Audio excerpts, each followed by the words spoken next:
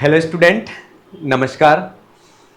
Assistant professor भर्ती परीक्षा 2025 का टारगेट लेकर के आप और हम सभी चल रहे हैं। जिस भर्ती परीक्षा का टारगेट लेकर के हम चल रहे हैं, उस परीक्षा पर आधारित जो अंतिम प्रहार टेस्ट सीरीज है वह इस प्लेटफॉर्म पर चल रही है, जिसका प्रथम प्रश्न पत्र की प्रथम यूनिट, जिसका नाम है वैदिक साहित्य। वैदिक साहित्य यूनिट एक अपने आप में ऐसी यूनिट है जिसमें अगर प्रयास किया जाए तो पूरे में से पूरे नंबर या अच्छे नंबर जो है वह अर्जित किए जा सकते हैं।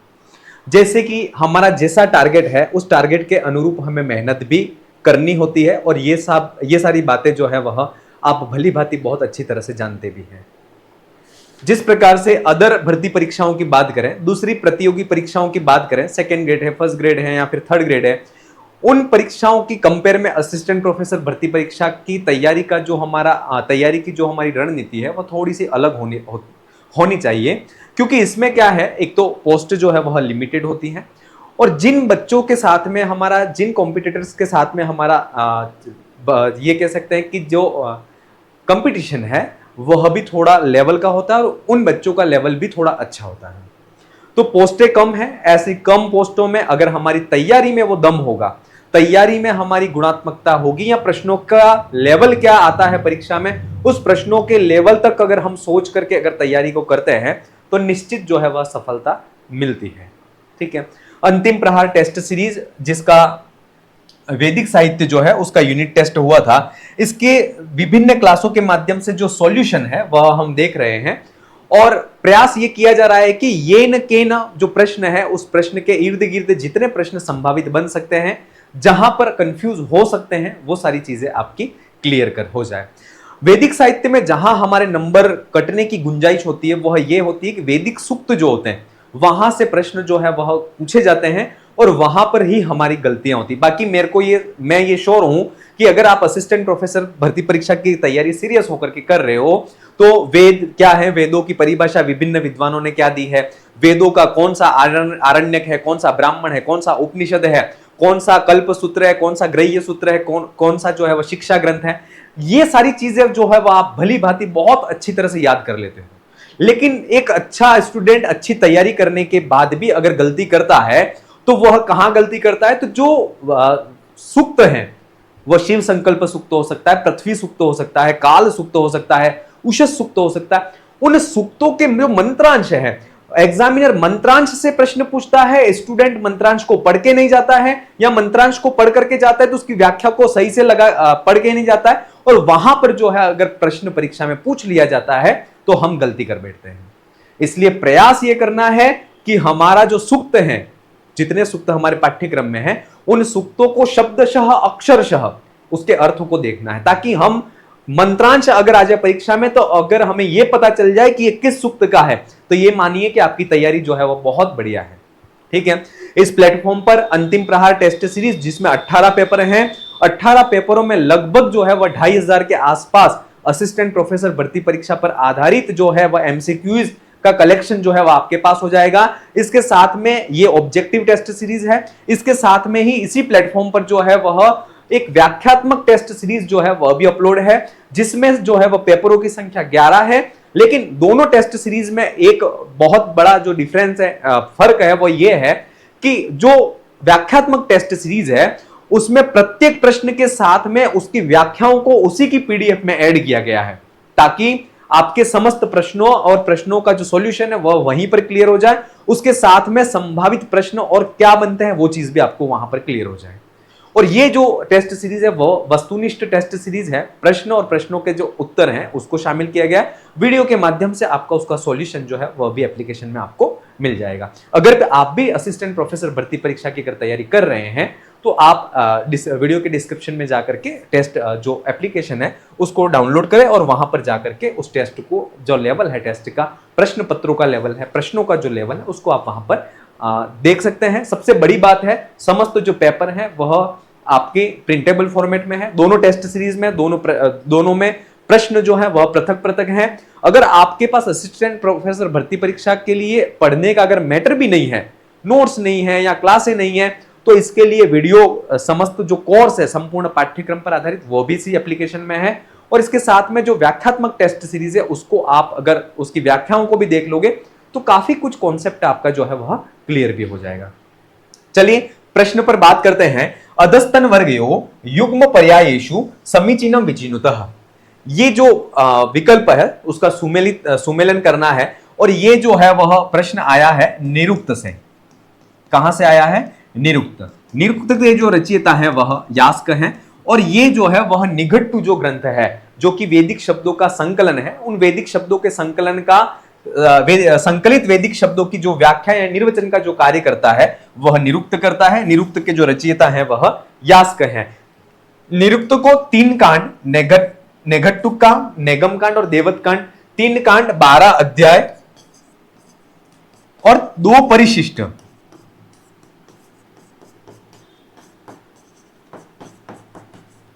के रूप में इसका विभाजन किया गया है।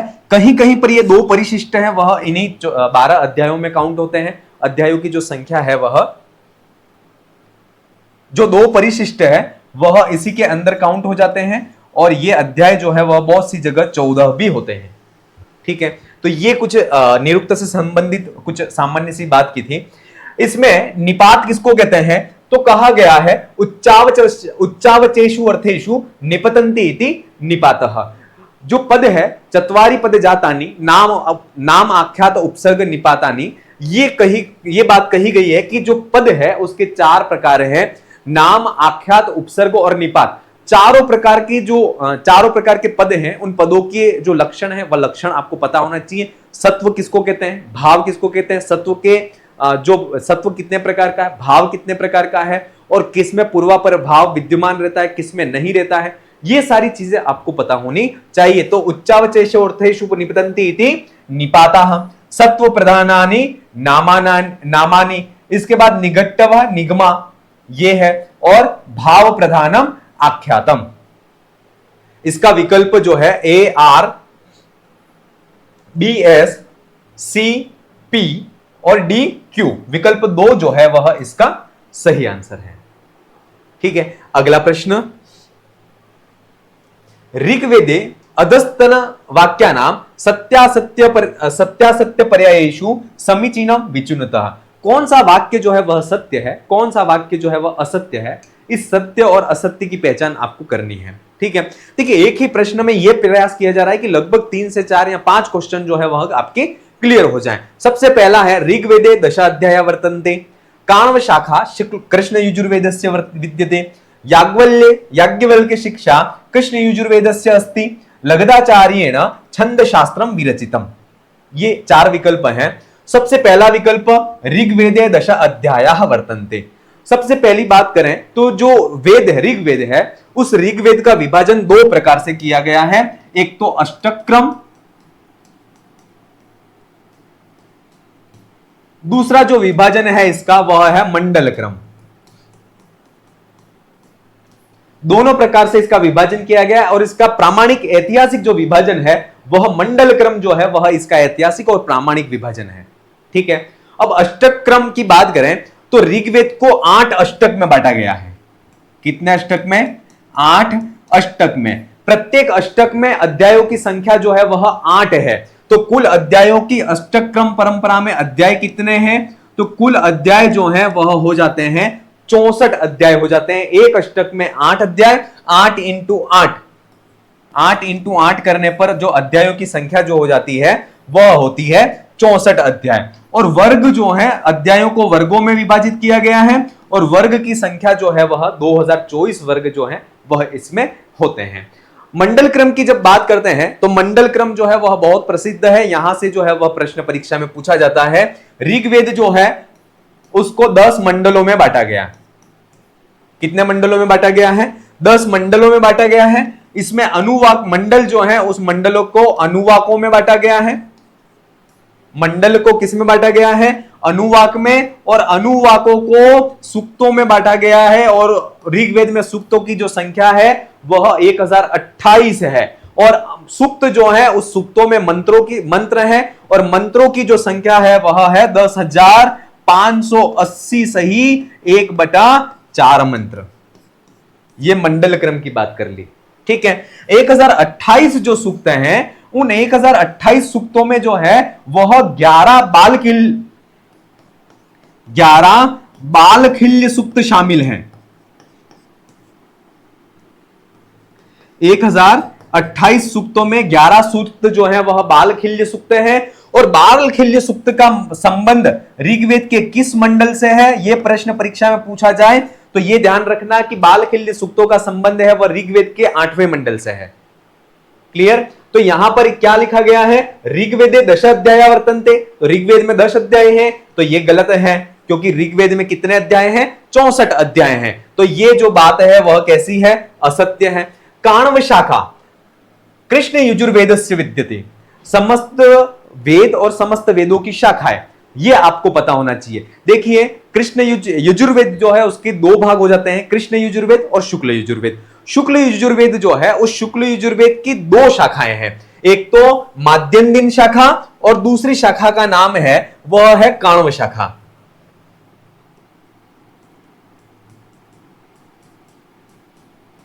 क्या नाम हो गया, शुक्ल यजुर्वेद। शुक्ल यजुर्वेद की दो शाखाएं हैं, एक तो माध्यन्दिन शाखा और इसी माध्यन्दिन शाखा का अपर नाम जो है वह है वाजसनेयी। क्या नाम है, इसी शाखा का अपर नाम जो है वह वाजसनेयी शाखा है। और दूसरी शाखा जो है वह शुक्ल यजुर्वेद की जिसका नाम है काण्व शाखा। किसका, शुक्ल यजुर्वेद की दूसरी शाखा का जो नाम है वह है काण्व शाखा। अब यहां पर यह कहा जा रहा है कि कृष्ण यजुर्वेदस्य शाखा काण्व शाखा कृष्ण यजुर्वेदस्य, तो यह भी जो है वह असत्य कही गई है। तो दोनों कथन कैसे हो गए, असत्य है। फिर है याज्ञवल्क्य की शिक्षा कृष्ण यजुर्वेदस्य अस्ति, गलत है यह भी, क्योंकि याज्ञवल्क्य की जो शिक्षा है वह कृष्ण यजुर्वेद का नहीं है, अपितु ये जो है वह शुक्ल यजुर्वेद का शिक्षा ग्रंथ है। याज्ञवल्क्य शिक्षा है, वाशिष्ठी शिक्षा है, ये जो शिक्षा ग्रंथ है वह कृष्ण यजुर्वेद के नहीं है अपितु शुक्ल यजुर्वेद के हैं। तो ये बात जो है वह भी असत्य है। लगदाचार्येण छंद शास्त्रम विरचितम, ये बात भी गलत है। लगद आचार्य जो है उनका संबंध तो ज्योतिष शास्त्र से है, लगद आचार्य के द्वारा तो ज्योतिष शास्त्र पर चर्चा की गई है। छंद शास्त्र जो है वह उसकी रचना करने वाले जो है वह है पिंगल मुनि है। कौन है, पिंगल मुनि। अर्थात जो चारों कथन है वह चारों कथन इसके असत्य कहे गए हैं। तो विकल्प एक जो है असत्य असत्य असत्य और असत्य, चारों जो विकल्प हैं इसके असत्य हैं। विकल्प एक जो है वह सही आंसर है। मतलब पूरा ब्रेन है वह मतलब एक तरह से सोचने को मजबूर हो जाता है कि किस तरह के क्वेश्चन जो हैं, किस तरह से इस क्वेश्चन को सॉल्व किया जाए। और अगर निश्चित ये बहुत से बच्चों की ये मानसिकता होती है कि इतने टफ क्वेश्चन परीक्षा में नहीं आएंगे या नहीं पूछे जाते हैं। इन केस अगर लास्ट भर्ती परीक्षा की बात करें तो उसमें आपको पता है कि प्रश्न पत्र का एक तो ठीक आ गया था और दूसरा प्रश्न पत्र थोड़ा सा हट करके आया था। इस तरह का प्रश्न पत्र अगर आ जाए तो अगर हमारी तैयारी इस लेवल की नहीं होगी तो क्या आप फिर उस चयन की दौड़ में भाग पाएंगे या नहीं भाग पाएंगे, ये प्रश्न अगर आप खुद से करोगे तो इसका समाधान आपको मिल जाएगा। और फिर आपका मन जो है वह यही कहेगा कि क्यों भले इतनी मेहनत तो कर रहे हैं, इसके साथ में थोड़ी सी और मेहनत अच्छी कर ली जाए तो निश्चित जो है वह हमारा ड्रीम असिस्टेंट प्रोफेसर बनने का जो है वह पूरा होगा। ठीक है, अगला प्रश्न, सामवेद जेमिनीय शाखाया नामांतरम किम। देखिए जेमिनीय जो शाखा है, सामवेद जो है उसकी एक तो जेमिनीय शाखा हो गई, एक है राणायनीय शाखा, वह भी जो है वह सामवेद की ही शाखा है। ठीक है, जेमिनीय शाखा, राणायनीय शाखा और कोथुमीय शाखा, ये तीनों शाखाएं जो हैं वह सामवेद की हैं। अब इसमें यह पूछा जा रहा है कि जेमिनीय जो शाखा है उस जेमिनीय शाखा का अपर नाम क्या है, यह पूछा जा रहा है। तो जेमिनीय शाखा का जो अपर नाम है वह तल्वकार जो शाखा है वह जेमिनीय शाखा का ही अपर नाम है। सामवेद जो है उस सामवेद की कितनी शाखाएं जो है वह पतंजलि ने कही है, तो सहस्त्रवर्तमा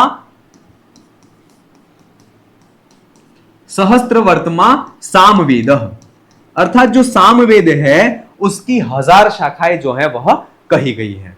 ठीक है, तो ये चीज सामवेद की कितनी शाखाएं, तो ये चीज भी आपको पता होनी चाहिए कि सामवेद की 1000 शाखाएं कही गई हैं। एक प्रश्न यहां से सामवेद से प्रश्न पूछा जाता है, वो ब्राह्मण ग्रंथ से पूछा जाता है कि हमें ब्राह्मण ग्रंथ तो पता है कि सामवेद के ब्राह्मण ग्रंथ कौन से हैं, लेकिन परीक्षक जो है वह सायण के अनुसार सामवेद के ब्राह्मण ग्रंथों की संख्या कितनी है यह परीक्षा में पूछा जाता है। तो आपको पता होना चाहिए कि सायण महोदय जो हैं, जो कि वेद भाष्यकार हैं, तो सायण महोदय के अनुसार जो सामवेद है उस सामवेद में सायण के अनुसार सामवेद के ब्राह्मणों की जो संख्या है वह कितनी है, यह अगर परीक्षा में पूछ लिया जाता है तो वह संख्या 8 है। क्लियर? तो इसका जो विकल्प तीसरा जो है वह इसका सही आंसर है। अगला प्रश्न, यद पूर्व यक्षमंत प्रजानाम इति मंत्रांशः कस्मिन् सुक्तेः अंतर्भवति। अब देखिए, इस तरह का प्रश्न जब सुक्त परीक्षा में उठा करके परीक्षक पूछ लेता है, तब आप अगर सुक्तों के अर्थ 7 से 8 या 10 बार अगर आपने उसको अर्थ लगाया है, तब आप ये मानिए कि तब आप जाकर के इतने लेवल तक पहुंचोगे कि आपको ये पता चल जाए कि ये कहां से लिया गया है। तो यद पूर्वम यक्षमंत प्रजानाम, ये सुक्त जो है, सबसे पहले ये मंत्रांश जो है वह कहां से लिया गया है, तो ये मंत्रांश जो है वह शिव संकल्प सुक्त से लिया गया है। कहां से लिया गया है? शिव संकल्प सुक्त से। शिव संकल्प जो सुक्त है उसका संबंध किससे है? तो शिव संकल्प सुक्त जो है उसका संबंध युजुर्वेद से है। किससे है? युजुर्वेद। युजुर्वेद का कौन सा अध्याय शिव संकल्प सुक्त कहलाता है? तो युजुर्वेद का जो 34वां अध्याय है, 34वां अध्याय जो है वह शुक्ल यजुर्वेद का 34वां अध्याय जो है वह शिव संकल्प सूक्त कहलाता है। अब 34वां अध्याय शिव संकल्प सूक्त हो गया, तो अब प्रश्न हमारे दिमाग में यह उत्पन्न हो गया कि शुक्ल यजुर्वेद में अध्याय कितने हैं? तो शुक्ल यजुर्वेद में अध्याय जो है वह है 40 अध्याय हैं। कितने अध्याय हैं? 40 अध्याय। परीक्षा में प्रश्न 40 अध्यायों में से नहीं पूछा जाता है, परीक्षा में यही पूछा जाता है 34वां अध्याय कौन सा है। तो आपको पता होना चाहिए कि 34वां अध्याय जो है वह इसका शिव संकल्प सूक्त है। परीक्षा में यह पूछा जाता है शुक्ल यजुर्वेद का 34वां अध्याय जो है वह तो शिव संकल्प सूक्त हो गया। 40वां अध्याय किस नाम से जाना जाता है? तो यह पता होना चाहिए कि 40वां अध्याय ईशावास्योपनिषद के नाम से जाना जाता है। परीक्षा में यह पूछा जाता है कि शुक्ल यजुर्वेद का 16वां अध्याय जो है वह किस नाम से जाना जाता है? तो 16वां अध्याय जो है वह शुक्ल यजुर्वेद का रुद्राध्याय के नाम से जाना जाता है। किसके नाम से जाना जाता है? रुद्राध्याय के नाम से जाना जाता है। तो ये कुछ जो है वह परीक्षा में पूछे जाने योग्य जो प्रश्न है वह हुए। अब शुक्ल यजुर्वेद का शिव संकल्प सूक्त 34वां इसमें जो अध्याय है वह शिव संकल्प सूक्त के नाम से जाना जाता है। अब इसके जो है वह देवता कौन है? तो इसके जो देवता हैं वह देवता कौन कहे गए हैं? तो देवता जो है वह इसके मन है। ऋषि इसके कौन है? तो इसके ऋषि जो है वह है याज्ञवल्क्य। इसके ऋषि जो है वह कौन है? याज्ञवल्क्य। इसमें कुल मंत्रों की संख्या परीक्षा में पूछ ले तो कुल मंत्रों की जो संख्या है वह 6 है। और परीक्षक अगर युग्म या कूट वाले प्रश्न में पूछ सकता है कि इसमें छंद कौन सा है, तो आपको पता होना चाहिए कि इसमें जो छंद है वह त्रिष्टुप छंद है। कौन सा छंद है? त्रिष्टुप। अगर आपने उस सूक्त का सामान्य अध्ययन और उस सूक्त के मंत्रांश अगर आपने देख लिए हैं तो इस सूक्तों में से आपका कोई भी एक भी प्रश्न जो है वह गलत नहीं होगा। और प्रयास यह करना है कि वैदिक साहित्य में अगर आपके सूक्त के प्रश्न अच्छे चले गए तो आपके दूसरे जो पोर्शन है इसके हैं वहां ब्राह्मण है, आरण्यक है, उपनिषद है, इन सारी चीजों को आप भली बात बहुत अच्छी तरह से कर लोगे। एक तैत्तिरीयोपनिषद, कठोपनिषद और इसके बाद ईशावास्योपनिषद, तीनों उपनिषदों में भी बच्चे जो है वह गलतियां करते हैं, उनको अच्छी तरह से पढ़ करके नहीं जाते हैं। लेकिन तीनों उपनिषदों की जो पाठ्य वस्तु वर्ण विषय है उसको मंत्र सहित, उसके मंत्रों के अर्थ सहित आपको बहुत अच्छी तरह से उसको देख करके जाना है। ठीक है, चलिए, तो इसका ये जो है वह इसका सही आंसर है, वह विकल्प 3 जो है वह इसका सही आंसर है। चलिए आगे बढ़ते हैं। प्रथम पुरोहित इति कस्य विशेषणम अस्ति। ये जो है वह वैदिक साहित्य यूनिट का जो 1.1 टॉपिक है, पॉइंट है, वहीं से प्रश्न लिया गया जो कि देवताओं के सामान्य परिचय से संबंधित है। इसमें यह कहा गया कि प्रथम और पुरोहित जो शब्द विशेषण में किसके हैं, तो ये दोनों विशेषण है वह अग्नि देवता के हैं। किसके हैं? अग्नि देवता। अग्नि देवता जो है उसका संबंध किस वेद से है? तो अग्नि देवता का संबंध ऋग्वेद से है। ऋग्वेद के प्रथम मंडल का प्रथम जो सूक्त है वह अग्नि देवता को समर्पित है। किसको समर्पित है? वह अग्नि देवता को समर्पित है। और इसके बाद जो है वह इसके ऋषि जो हैं, तो मधुच्छदा जो है वह इसके ऋषि कहे गए हैं। देवता कौन है इसके? तो देवता जो है वह वही अग्नि हो गए। अग्नि इसके जो है वह देवता हो गए। इसमें मंत्रों की जो संख्या है वह मंत्र कितने हैं? तो मंत्रों की जो संख्या है वह 9 हो गई है। और इसमें एक महत्वपूर्ण छंद, किस छंद में ये सूक्त है? तो इसमें जो छंद है वह गायत्री छंद है। गायत्री छंद में वर्ण कितने होते हैं? 24 वर्ण होते हैं। पाद कितने होते हैं? तो 3 पाद होते हैं। प्रत्येक पाद में वर्ण कितने होते हैं? 8 होते हैं। और वर्णों की संख्या जो हो जाती है वह 24 वर्ण हो जाते हैं। देखिए प्रश्न को आप देखें तो न सिर्फ प्रश्न तक आप अटके रहे, प्रश्न कहां तक ले जा सकता है, परीक्षक कहां तक ले जा सकता है, हमें इस चीज का भी आपको बहुत अच्छी तरह से ध्यान रखना है। आजकल क्या है जो है वह स्टूडेंट जो है वह सक्सेस नहीं हो पाता, इतनी मेहनत करने के बाद सफल नहीं होता है, तब वह कहीं ना कहीं गलती जो है वह अपनी स्वयं की नहीं मान करके किसी अन्य की गलती मानता है। लेकिन मेरा मानना यह है कि अगर आपकी सोचने का जो दायरा है वह अगर विस्तृत होगा, अगर आपकी तैयारी का जो दायरा है वह संकुचित नहीं होगा, तो यह मान के चलिए कि आपको सिलेक्शन से कोई नहीं रोक सकता है। लेकिन हम करते क्या है, प्रश्न टेस्ट सीरीज हमने ज्वाइन कर ली तो हमारा जो है वह ध्यान कहां तक रह जाता है? उस प्रश्न तक ही रहता है। और हमारा मकसद यह है कि प्रश्न तक ही आप मत रहो। जैसे हमने ये प्रश्न बना लिया, प्रथम पुरोहित इति कस्य, ये विशेषण किसका है? तो यहां तक ही आप मत रहो, अटके हुए मत रहो, आपकी सोच का दायरा और बढ़ाओ कि और यहां से सर ने प्रश्न बनाया तो और ये प्रश्न और कहां तक जा सकता है। तो लास्ट छोर तक पहुंचिए। और निश्चित अगर आप लास्ट छोर तक पहुंच रहे हो तो ये न केन क्वेश्चन घुमा फिरा करके कहीं ना कहीं से बनेगा और आप उसको जो है वह सोल्व जो है वह कर सकते हो। ठीक है, अब इसके जो अग्नि देवता के और विशेषण कौन से हैं? तो और विशेषण है, एक तो है धूमकेतु, दूसरा है नाराशंस। धूमकेतु, नाराशंस, कृष्णवर्त्मा, होता, घृतचक्षु, यविष्ठय, है ना, यविष्ठय, पुरोहित, ये सब क्या है? ये अग्नि जो देवता है उस अग्नि देवता के विशेषण है। तो इसका जो सही आंसर है वह विकल्प 2 जो है वह सही आंसर है। चलिए आगे बढ़ते हैं। शौनक शाखानुसारेण अथर्ववेदस्य प्रथम मंत्र प्रतीकः किम? अथर्ववेद शौनक शाखा के अनुसार जो है वह अथर्ववेद का प्रथम मंत्र प्रतीक कौन सा है? तो अथर्ववेद का जो प्रथम मंत्र प्रतीक है वह है शन्नो देवी। ठीक है, ये विकल्प 3 जो है वह इसका सही आंसर था। ठीक है, अथर्ववेद का पहला जो मंत्र है वह इस शब्द शन्नो देवी, इस शब्द के द्वारा ही जो है वह अथर्ववेद का प्रारंभ होता है। उरुगाय इति कस्य विशेषणम? तो उरुगाय जो है वह किसका विशेषण है? तो उरुगाय जो है वह विष्णु देवता जो है, जो कि व्यापनशील है, जिनके द्वारा यह माना जाता है कि समस्त जो पृथ्वी है उस पृथ्वी को जो है वह इन्होंने 3 पगों के माध्यम से माप लिया था। इस प्रकार से इनके पराक्रम का जो वर्णन है वह विष्णु सूक्त में मिलता है। तो इसका विकल्प 4 जो है वह सही आंसर है। अगला प्रश्न, गच्छति कस्य निर्वचनम अस्ति?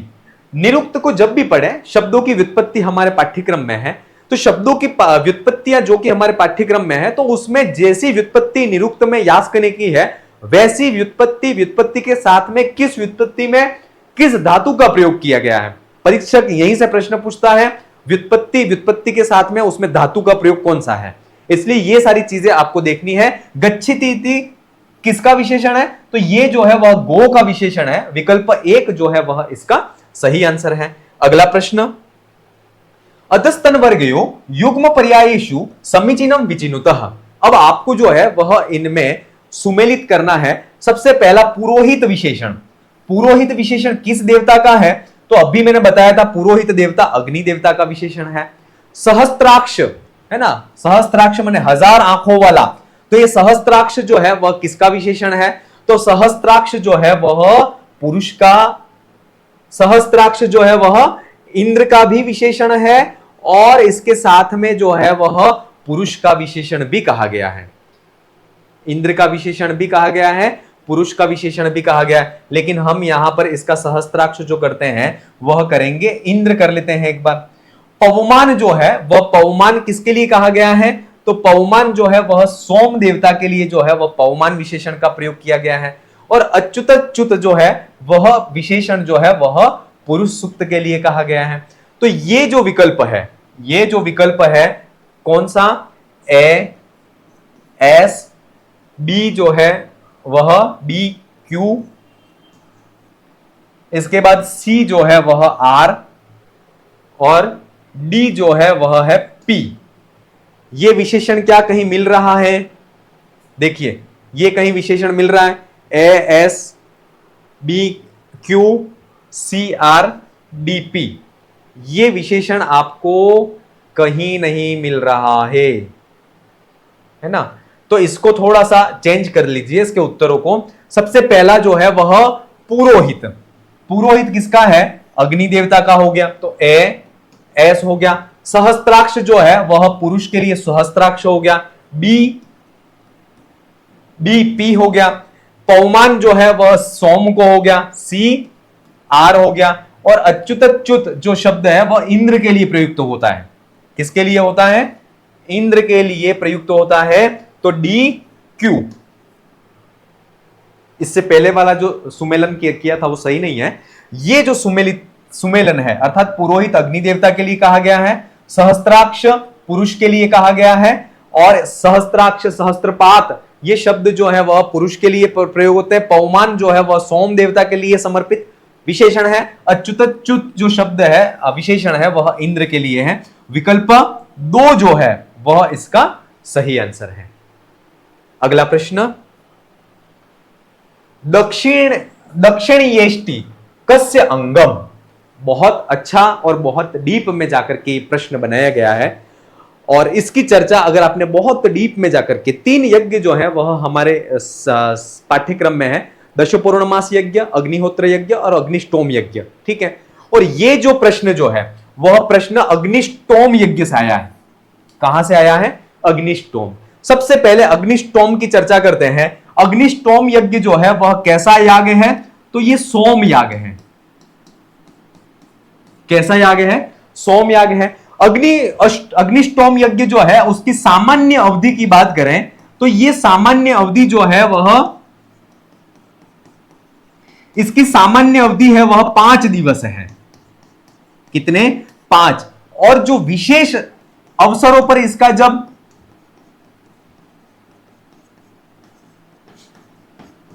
विशेष अवसरों पर आयोजन, विशेष अवसरों पर जो अग्निष्टोम यज्ञ है उस अग्निष्टोम यज्ञ का आयोजन जो है वह 12 दिवस तक चलता है। कितने दिवस तक? 12 दिवस तक। इसका जो वृहत रूप इसका जो है अग्निष्टोम यज्ञ का वृहत रूप जब प्रयोग में लिया जाता है तब वह 12 दिन तक चलता है और उसका प्रथम दिन, एक तो फर्स्ट दिन और 12वां दिन जो है वह अतिरात्र कहलाता है। क्या कहलाता है? जो पहला दिन है वह और अंतिम जो 12वां दिन है वह क्या कहलाता है? अतिरात्र कहलाता है। अग्निष्टोम यज्ञ में 12 शस्त्र को घुमा फिरा करके प्रयोग किया जाता है।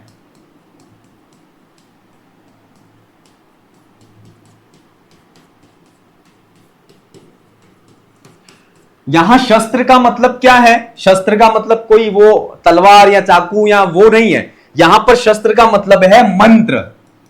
क्या है? मंत्र। अर्थात मंत्रों की जगह पर इसमें अग्निष्टोम में शस्त्र का प्रयोग किया है। तो अग्निष्टोम यज्ञ में जो है वह 12 शस्त्र या 12 मंत्रों को घुमा फिरा करके प्रयोग उस यज्ञ के संपादन में किया जाता है। इसमें यजमान जो है वह कितने होते हैं? तो सामान्य रूप से इसमें यजमान जो है वह 16 माने गए हैं। कितने? 16 माने गए हैं। और कहीं कहीं जो है वह 17 जो है, इसमें 16 ऋत्विक या कहीं कहीं पर जो है वह 17 ऋत्विक भी होते हैं।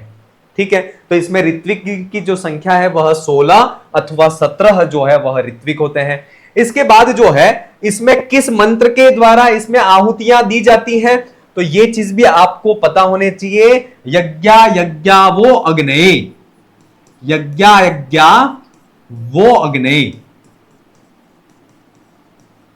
इस मंत्र के द्वारा जो है वह आहुतियां यज्ञ में दी जाती हैं। ठीक है, अब ये दक्षिणीयष्टि ये क्या चीज है, तो जब यज्ञ अग्निष्टोम यज्ञ का जब प्रारंभ होता है, उस अग्निष्टोम यज्ञ के प्रारंभ प्रथम दिन जो है, उस प्रथम दिवस में कुछ क्रियाएं संपन्न होती हैं। उन क्रियाओं को मैं यहां पर लिख रहा हूं। एक तो होती है, उसका नाम है पत्नी दीक्षा। क्या नाम है? पत्नी दीक्षा।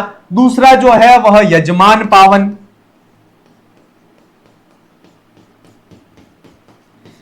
तीसरा जो इसमें है वह एक तो ये दक्षिणीयष्टि।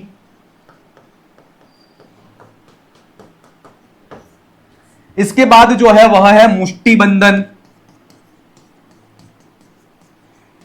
ये जो कुछ कार्य है वह अग्निष्टोम यज्ञ जो है उसके अंग कहे जा सकते हैं। और ये प्रथम दिवन जिस दिन जिस टाइम पे 5 दिवसीय अग्निष्टोम का आयोजन होता है, उसमें प्रथम दिवस पर जो पत्नी दीक्षा, यजमान पावन, दक्षिणीयष्टि, मुष्टि बंधन, ये जो कार्यक्रम है इसको कह सकते हैं प्रयाज कह सकते हैं। तो ये जो क्रियाएं हैं वह क्रियाएं संपन्न होती हैं अग्निष्टोम यज्ञ के प्रथम दिवस में।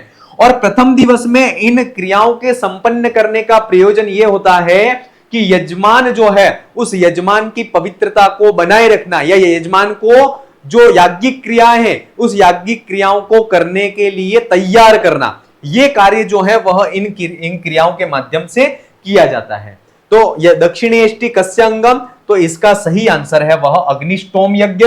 याद रखना, एक परीक्षा में, बहुत महत्वपूर्ण परीक्षा में प्रश्न पूछा जाता है, अग्निष्टोम यज्ञ का आयोजन किस ऋतु में किया जाता है, यह प्रश्न परीक्षा में पूछा जाता है। तो अग्निष्टोम यज्ञ का जो आयोजन है वह वसंत ऋतु में किया जाता है।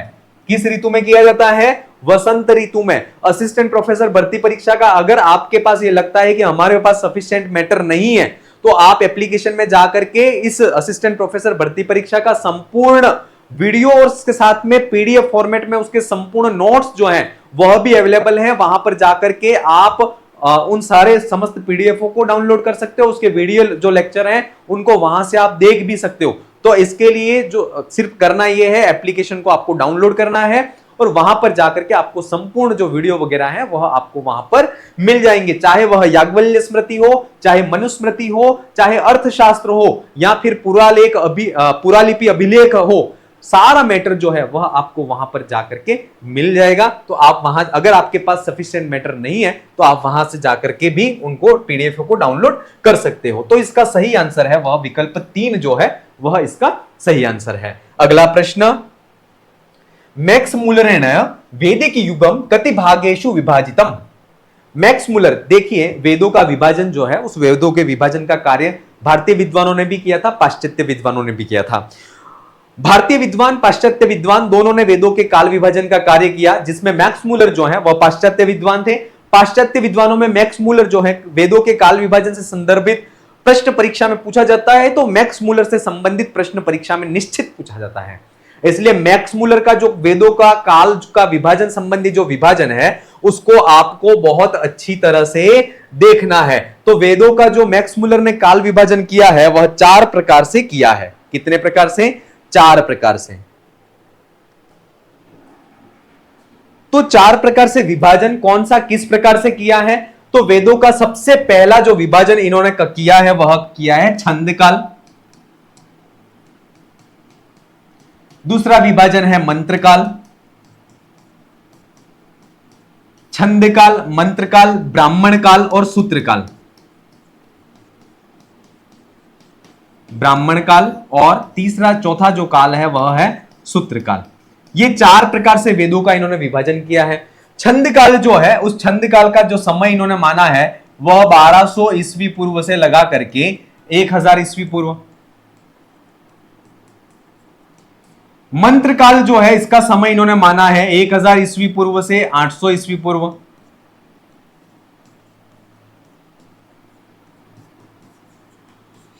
ब्राह्मण काल जो है इसका समय इन्होंने माना है 800 ईस्वी पूर्व से 600 ईस्वी पूर्व। 800 ईस्वी पूर्व से 600 ईस्वी पूर्व। सूत्र काल जो है उस सूत्र काल का इन्होंने समय माना है 600 ईस्वी पूर्व से लगा करके 200 ईस्वी पूर्व। ये इस प्रकार से इन्होंने 4 प्रकार से जो है वह वेदों का काल विभाजन किया है। और मैक्स मुलर के अनुसार वेदों का जो समय है वह इन्होंने माना है 1200 ईस्वी पूर्व माना है ना। ये परीक्षा में पूछ लिया जाए कि मैक्स मुलर महोदय के अनुसार ऋग्वेद का काल है तो वह 1200 ईस्वी पूर्व मानते हैं। और मैक्स मुलर ने वेदों का काल का निर्धारण है वह किस आधार पर किया है, तो यह चीज भी आपको पता होना चाहिए कि इन्होंने भगवान गौतम जो बुद्ध हैं उन भगवान गौतम बुद्ध के जन्म के आधार पर, बुद्ध के जन्म के आधार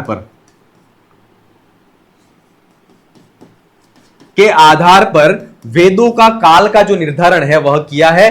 तो मैक्स मुलर के ने वैदिक युग को कितने भागों में विभाजित किया है, तो 4 भागों में इसका विभाजन किया है। विकल्प 2 जो है वह इसका सही आंसर है।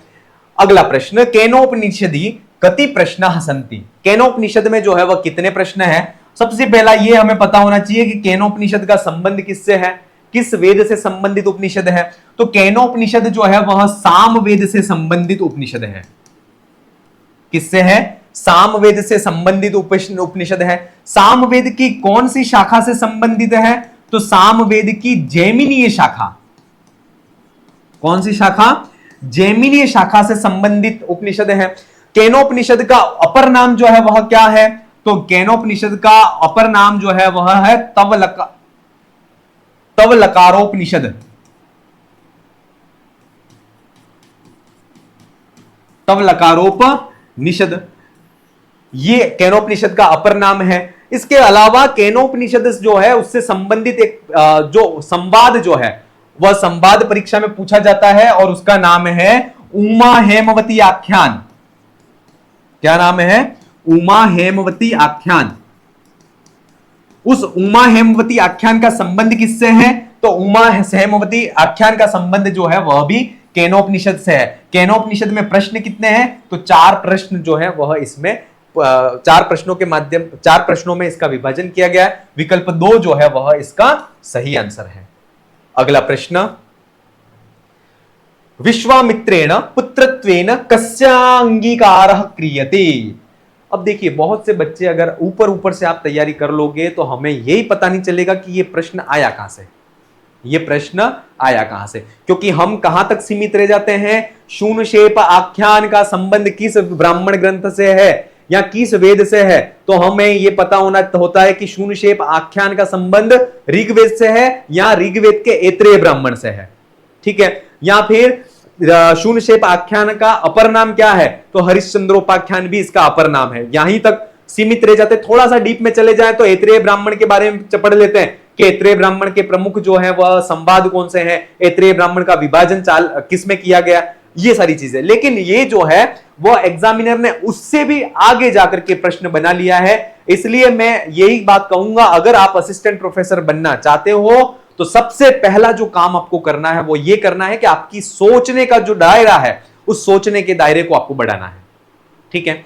अब विश्वामित्रेण पुत्रत्वेन कस्याङ्गीकारः क्रियते। अब ये जो है वह अगर शून्यशेप आख्यान आपको पता है, शून्यशेप आख्यान को आपने पढ़ रखा है, तभी आप इस प्रश्न को कर पाएंगे। अदरवाइज आपको यही नहीं पता चलेगा कि ये प्रश्न कहां से आ गया, ठीक है। चलिए मैं सारांश रूप में आपको बता देता हूं शून्यशेप आख्यान क्या है। तो शून्यशेप आख्यान का अपर नाम है, उसका नाम है हरिश्चंद्रोपाख्यान भी कहते हैं। क्या कहते हैं, हरिश्चंद्रोपाख्यान और शून्यशेपाख्यान, दोनों जो है वह एक ही है। और इसका जो संबंध है वह किससे है, यह परीक्षा में पूछ लिया जाए तो यह ऐत्रेय ब्राह्मण से इसका संबंध है। किससे है, ऐत्रेय ब्राह्मण जो है ग्रंथ है, इससे इसका संबंध है। ऐत्रेय ब्राह्मण का संबंध किस वेद से है? तो ऐत्रेय ब्राह्मण का संबंध ऋग्वेद से है। क्लियर यहां तक? अब हरिश्चंद्रोपाख्यान या शून्यशेपाख्यान है क्या? तो राजा हरिश्चंद्र जो थे, उस राजा हरिश्चंद्र के जो है वह संतान पुत्र नहीं था, तो पुत्र के अभाव में वह उन्हें नारद जो है वह उपदेश देते हैं कि आप वरुण देवता जो है, उस वरुण देवता की उपासना से आप जो है वह पुत्र रत्न की प्राप्ति कर सकते हैं। राजा हरिश्चंद्र जो है वह वरुण की उपासना करते हैं, वरुण देवता प्रसन्न होते हैं, वरुण देवता प्रसन्न होकर के उन्हें पुत्र प्राप्ति का वरदान प्रदान करते हैं। पुत्र प्राप्ति के वरुण के आशीर्वाद से हरिश्चंद्र जो थे, राजा हरिश्चंद्र जो थे, उनके पुत्र होता है और उस पुत्र का वह नाम रखते हैं, वह रखते हैं रोहित रखते हैं। क्या रखते हैं? रोहित। पिता का पुत्र के प्रति स्नेह होने के कारण वह उस रोहित को जो है वह वरुण देवता को समर्पित नहीं करते हैं। जैसा कि उन्होंने जब पुत्र उनके नहीं था तब वह वरुण देवता से कह के आए थे कि जो मेरा पुत्र होगा उसको मैं आपको समर्पित करूंगा। लेकिन पुत्र जैसे उत्पन्न होता है और पिता का पुत्र के प्रति वास्तव में स्नेह होता है, उस स्नेह के कारण वह रोहित को समर्पित नहीं करते हैं। रोहित धीरे धीरे धीरे समय के साथ बड़ा होता जाता है। बड़ा होने के बाद जो है वह उस रोहित को जो है वह वरुण देवता के लिए समर्पित करने के लिए वह तैयार होते हैं, अपने मन को धीरे धीरे मनाते हैं। और जैसे ही ये बात रोहित को पता चलती है तो रोहित जो है वह हरिश्चंद्र को छोड़ करके जंगल में चले जाते हैं। तभी जो है वह वरुण देवता के श्राप से जो है वह हरिश्चंद्र को जलोदर बीमारी हो जाती है। किसके श्राप से? वरुण के श्राप से हरिश्चंद्र को कौन सी बीमारी हो जाती है? जलोदर बीमारी हो जाती है। हरिश्चंद्र जो है वह हरिश्चंद्र रोहित जो है वह जंगल में चला जाता है, उसको कहीं से वह वापस लाते हैं। वापस लाने के बाद एक जो अजिगर्त नाम का ब्राह्मण था, क्या नाम था? अजिगर्त नामक ब्राह्मण था। उस अजिगर्त नामक ब्राह्मण को हरिश्चंद्र जो है वह गाय जो है वह प्रदान करके, दान में दे करके उसका जो पुत्र था जिसका नाम था शूनशेप, क्या नाम था? शूनशेप। उस शूनशेप को गाय के बदले में खरीद लेते हैं और शूनशेप को खरीद करके वह वरुण देवता को, रोहित के जगह पर वह शूनशेप को जो है वह वरुण देवता को समर्पित करते हैं कि आप इन्हें स्वीकार करें। तो जैसे ही शूनशेप को जो है वह यज्ञ जो स्तंभ थे, यूप थे, वहां पर ले जाकर के उसको बांध दिया जाता है बलि के लिए। तो वहां पर जो है वह शूनशेप जो है वह शूनशेप वरुण देवता की उपासना करते हैं और वरुण देवता की उपासना से उनके जितने पाश बंधे हुए थे वह एक एक एक एक कर करके टूटते जाते हैं और उस शूनशेप जो है, उस शूनशेप को विश्वामित्र जो थे वह विश्वामित्र दत्तक पुत्र के रूप में स्वीकार कर लेते हैं। ठीक है, तो ये जो है वह शूनशेपाख्यान या हरिश्चंद्रोपाख्यान था। अब यहां पर यह पूछा जा रहा है कि विश्वामित्र थे, उन विश्वामित्र ने पुत्रत्व के रूप में किसको अंगीकार किया था? तो उन्होंने किसको अंगीकार किया था? तो शूनशेप को किया था। विकल्प 2 जो है वह इसका सही आंसर है। ठीक है, अगला प्रश्न। नामाख्यात जानी इति सिद्धांतः केन अंगीकृतः?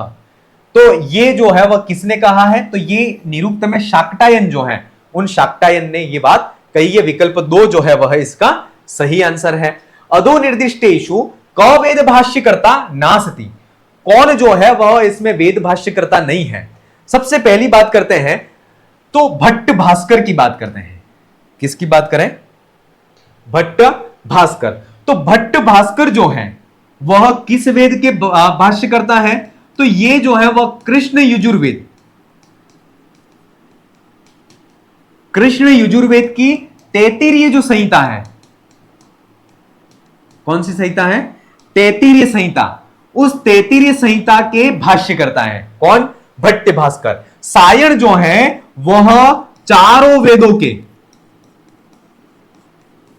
वेदों के भाष्यकर्ता जो हैं वह कौन कहे गए हैं? सायण कहे गए हैं। स्कंद स्वामी जो हैं वह ऋग्वेद के प्राचीन भाष्यकर्ता है।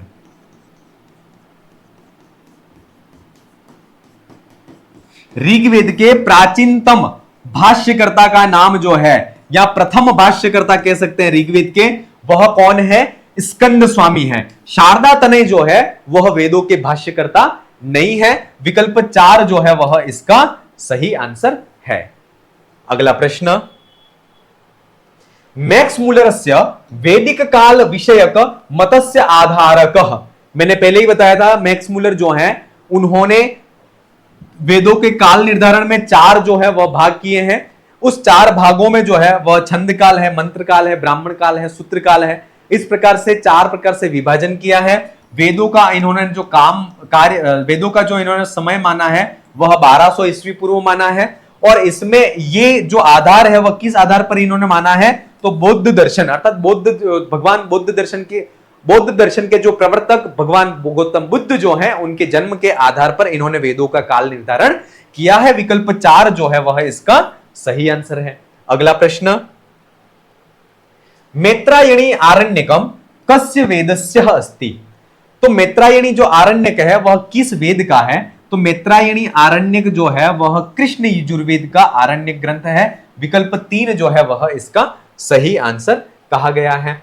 पुरुर्वर्ष उर्वशीयो पुत्र से नाम किम। पुरुर्वा उर्वशी संवाद जो है वहां से प्रश्न लिया गया है। और पुरुर्वा और उर्वशी के पुत्र का नाम क्या था, तो पुरुर्वा और उर्वशी के पुत्र का नाम जो है वह था आयु नाम था। क्या नाम था, आयु। विकल्प 1 जो है वह इसका सही आंसर है। अगला प्रश्न, शुक्ल यजुर्वेदस्य संबद्धो उपनिषद अस्ति। शुक्ल यजुर्वेद है, उस शुक्ल यजुर्वेद से संबंधित उपनिषद कौन सा है। सबसे पहला छांदोग उपनिषद। छांदोग उपनिषद जो है उसका संबंध सामवेद से है। किससे है, सामवेद से। कौशिक उपनिषद, इसका जो संबंध है वह ऋग्वेद से है। किससे है, ऋग्वेद से। केनोपनिषद जो है, इस केनोपनिषद का संबंध भी किससे है, तो इसका भी संबंध जो है वह सामवेद से है। इसके बाद बृहदारण्यकोपनिषद जो है, उस बृहदारण्यकोपनिषद का संबंध किससे है, तो ये जो है वह शुक्ल यजुर्वेद से इसका संबंध है।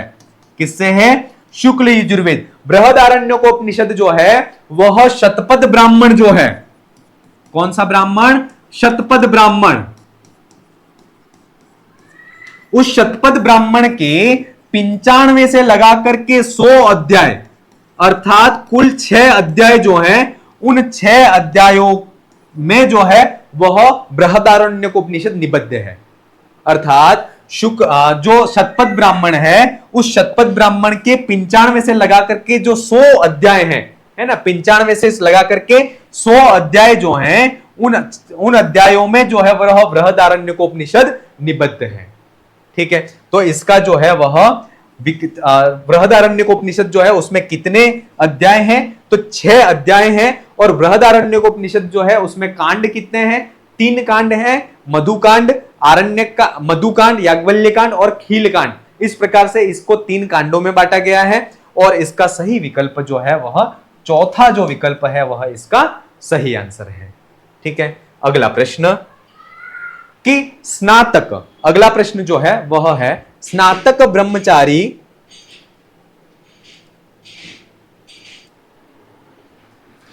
तो स्नातक ब्रह्मचारिभ्य आचार्येण शिक्षणीय उपदेशः कुत्र अस्ति। स्नातक जो है, उस स्नातक ब्रह्मचारी जब गुरु के पास में रह करके शिक्षा को ग्रहण करता है, शिक्षा पूर्ण होने पे के बाद में जो गुरु जो है वह उस शिष्य को जो उपदेश देता है, उस उपदेश का वर्णन कहां है, तो इस उपदेश का जो वर्णन है वह तैत्तिरीयोपनिषद जो है, उस तैत्तिरीयोपनिषद में इसका वर्णन मिलता है। तैत्तिरीयोपनिषद जो है वह कृष्ण यजुर्वेद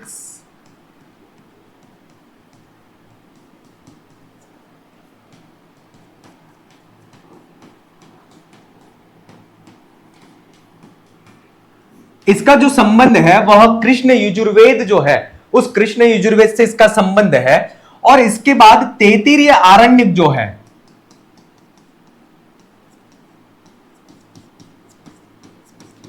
इस तैत्तिरीय आरण्यक में 10 प्रपाठक हैं। कितने हैं, 10 प्रपाठक। 10 प्रपाठकों में 7वां, 8वां और 9वां प्रपाठक जो है वह तैत्तिरीयोपनिषद के नाम से जाना जाता है।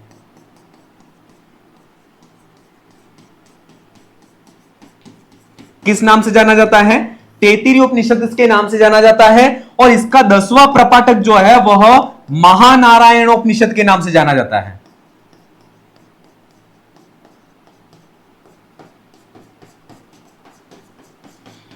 देखिए, एक ही प्रश्न का ये मान के चलिए कि संपूर्ण जितना डीप में अपन जा सकते हैं उतना डीप में अपन जा रहे हैं, ठीक है, ताकि कोई भी चीज जो है वह छूटे नहीं। अगर ये प्रश्न नहीं आए तो उससे संबंधित कुछ और भी प्रश्न आए, तो आपने अगर इस वीडियो को देख रखा है या आपने सुन रखा है तो निश्चित आप इसके आधार पर जो है वह इन प्रश्नों का समाधान कर पाएंगे, ठीक है। अब यहां पर यह कहा जा रहा है कि स्नातक ब्रह्मचारिभ्य आचार्येण शिक्षणीय उपदेश कुत्र अस्ति। तो ये उपदेश कहां है? तो ये जो है वह ये चीज क्लियर हो गई कि ये तैत्तिरीय आरण्यक जो है उसमें 10 प्रपाठक, 7वां 8वां 9वां प्रपाठक तैत्तिरीय उपनिषद के नाम से जाना जाता है। 10वां प्रपाठक है वह महानारायण उपनिषद के नाम से जाना जाता है। ये जो 7वां 8वां और 9वां जो प्रपाठक है वह तैत्तिरीय उपनिषद है। तैत्तिरीय उपनिषद को 3 वल्लियों में बांटा गया है, शिक्षावल्ली, ब्रह्मानंद वल्ली और भृगुवल्ली। ये 3 प्रकार से इसमें वल्लियां हैं, और इसमें जो है वह सत्यम वदः धर्मम चरः, है ना, स्वाध्याय न प्रमदितव्यम, है ना, ये सारी जो चीजें हैं वह उपदेश जो अतिथि देवो भव, पितृदेवो भव, ये सारी सूक्तियां जो है वह तैत्तिरीय उपनिषद की है, और ये सूक्तियां भी परीक्षा में पूछी जाती हैं, ठीक है। तो ये याद रखना, स्नातक ब्रह्मचारिभ्य आचार्येण शिक्षणीय उपदेश कुत्रास्ति। तो ये जो उपदेश है वह तैत्तिरीय उपनिषद में है। विकल्प 2 जो है वह इसका सही आंसर है। समुद्र इत्यस्य यास्कोक्तम निर्वचनम न भवति। यास्क ने कौन सा समुद्र का निर्वचन नहीं किया है? तो समुद्र को भवति ये है, समुद्रवन्त्यस्माद् आपः ये भी किया है, और समुन्नतेति समुद्र ये भी निर्वचन किया है। लेकिन ये जो है विकल्प 1 जो समुद्रवयत्ययमप ये जो है वह इन्होंने नहीं किया है। विकल्प 1 जो है वह इसका सही आंसर नहीं है। माया तु प्रकृतिम विद्यान मायिन तु महेश्वर तस्यावयव भूतेस्तु व्याप्तम सर्वम इदं जगत कस्याम उपनिषदि प्राप्यते। ये जो मंत्रांश है वह किस उपनिषद में प्राप्त होता है, ये परीक्षा में पूछा गया है। और ये जो प्रश्न है ये जो है वह श्वेता श्वेतरोपनिषद, इस श्वेता श्वेतरोपनिषद में ये मिलता है। और ये किस वेद का है? तो ये कृष्ण यजुर्वेद का उपनिषद है। किसका है? कृष्ण यजुर्वेद का है। और इसमें जो है वह अध्याय कितने हैं? तो इसके अंदर 6 अध्याय हैं। कितने हैं? 6 अध्याय। विकल्प 2 जो है वह इसका सही आंसर है, ठीक है। चलिए अगला प्रश्न, ऋग्वेदे अनुवाकाः सन्ति।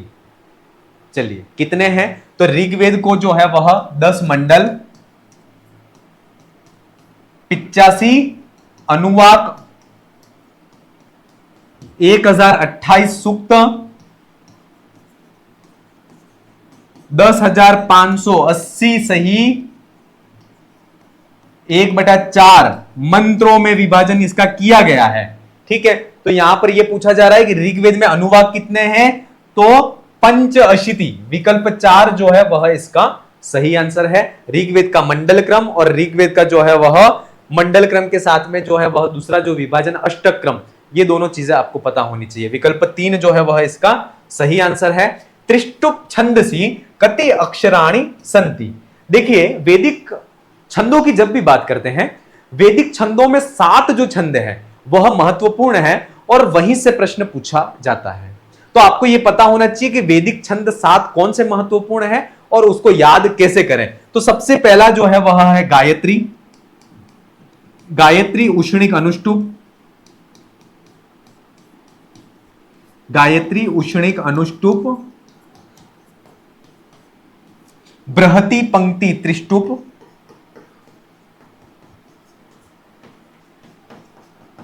बृहति पंक्ति त्रिष्टुप जगति।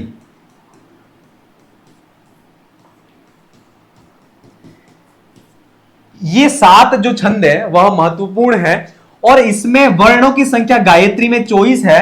24 के बाद समस्त क्रमशः जो छंद है उसमें 4-4 वर्णों को बढ़ाइए। उष्णिक जो है उसमें 28 वर्ण है, अनुष्टुप में 32 वर्ण है, बृहति में 36 वर्ण है, पंक्ति में 40 वर्ण है, त्रिष्टुप छंद में 44 वर्ण है, जगति छंद में 48 वर्ण है। तो इस प्रकार से ये वर्णों का क्रम है। तो त्रिष्टुप छंदसी, त्रिष्टुप छंद जो है उसमें कितने वर्ण है? तो त्रिष्टुप में जो वर्ण है वह 44 वर्ण है। विकल्प 3 जो है वह इसका सही आंसर है। अगला प्रश्न, दशांगुलम इति कस्मिन सूक्ते निर्दिष्टम। तो दशांगुलम जो पद है वह पुरुष सूक्त में निर्दिष्ट है। पुरुष सूक्त में पुरुष जो देवता है उसके लिए दशांगुल जो विशेषण है उसका प्रयोग किया जाता है। पुरुष सूक्त जो है उसका संबंध किस वेद से है? तो इसका संबंध जो है वह ऋग्वेद से है। ऋग्वेद के 10वें मंडल का सूक्त क्रमांक जो है वह 90वां सूक्त क्रमांक है इसका। इसके देवता कौन है? तो इसके देवता जो है वह है पुरुष है। कौन है? पुरुष। इसमें ऋषि कौन है? तो इसके जो ऋषि हैं वह है नारायण है। और इसकी जो बहुत महत्वपूर्ण खासियत है वह है ये जो सूक्त है वह सृष्टि उत्पत्ति विषयक सूक्त है। कैसा है? सृष्टि उत्पत्ति विषयक सूक्त है ये। ठीक है। और इसमें कुल मंत्रों की जो संख्या है वह है 16 मंत्रों का प्रयोग किया गया है। छंद कौन सा है? अगर यह परीक्षा में पूछ लिया जाए तो छंद जो है वह अंतिम जो छंद है वह अंतिम छंद त्रिष्टुप है। कैसा है? अंतिम छंद त्रिष्टुप है। शेष समस्त जो मंत्र हैं वह अनुष्टुप छंद में है। शेष जो समस्त छंद मंत्र हैं वह किस छंद में है? तो अनुष्टुप छंद में है। क्लियर? तो ये जो है वह इसका सही आंसर है, वह विकल्प 1 जो है वह सही आंसर है। अगला प्रश्न, कह प्राचीना अर्वाचीन ऋषि भी स्तुत्यो अस्ति। कौन जो देवता है वह प्राचीन और अर्वाचीन देवताओं के द्वारा स्तुत्य है? तो अग्नि देवता जो है वह प्राचीन और अर्वाचीन ऋषियों के द्वारा स्तुत्य है। विकल्प 1 जो है वह इसका सही आंसर है। अगला प्रश्न है, आत्मा वा अरे द्रष्टव्य श्रोतव्य मंतव्यो निदिध्यासितव्यो मैत्रेयी वाक्यम इदं वर्तते। ये बहुत महत्वपूर्ण वाक्य है। कहां से लिया गया है? ये यूजीसी नेट की बात करें तब भी पूछा जाता है, असिस्टेंट प्रोफेसर भर्ती परीक्षा की बात करें तब भी वहां पर पूछा जाता है। तो इसका जो सही आंसर है वह है बृहदारण्यकोपनिषद जो है वहां से ये वाक्य जो है वह लिया गया है। विकल्प 2 जो है वह इसका सही आंसर है। संहितात् का विकृति प्रथमः अधीयते। देखिए जो संहिता पाठ है वह 8 प्रकार का कहा गया है। संहिता पाठ जो है वह संहिता पाठ का जो भेद है वह 8 प्रकार का है। कौन कौन सा है? तो जटा माला शिखा रेखा ध्वज दंड रथ घन। ये जो है वह संहिता पाठ जो है वह 8 प्रकार का कहा गया है। उसमें यह कहा जा रहा है कि संहिता का विकृति प्रथम अधीयते। सबसे पहला जो संहिता पाठ है वो कौन सा लिया जाता है? तो जटा पाठ जो है वह सर्वप्रथम लिया जाता है। विकल्प 4 जो है वह इसका सही आंसर है। अगला प्रश्न, नासदीय सूक्त संदर्भे नोल्लिख्यते। नासदीय सूक्त के संदर्भ में कौन सी बात जो है वह नहीं कही गई है? सृष्टे प्रागवस्थायाम जगतः अज्ञानेन आच्छादितम। अर्थात जो सृष्टि है वह पहली अवस्था में जो है वह जगत, सृष्टि की उत्पत्ति की जो प्रारंभिक अवस्था जो है उसमें जगत जो है वह अज्ञान से आच्छादित था। सर्वप्रथमम कामम कामः स उत्पन्न।